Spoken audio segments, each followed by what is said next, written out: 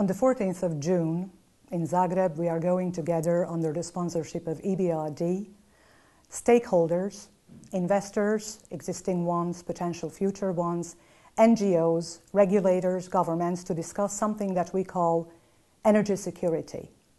Energy security in its broader sense of energy efficiency, production of energy from sustainable resources, and discuss what makes such investments in the energy sector sustainable financially and environmentally and for the whole society.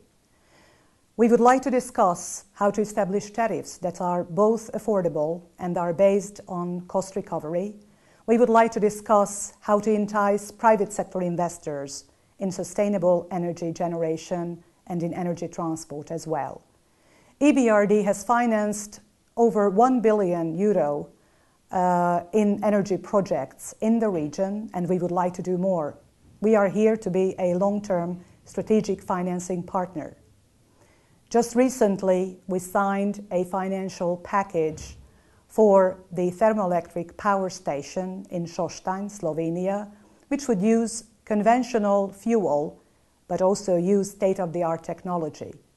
We are working on the Ombla hydroelectric power station with the Croatian company HEP, again to promote sustainable energy production.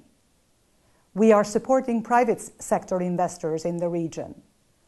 In Macedonia, there have been concessions to build mini hydroelectric power stations. In Croatia, we are looking at wind farms, biomass projects.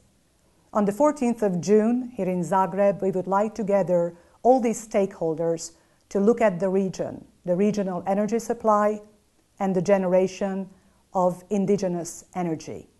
We would like to see you all at this conference.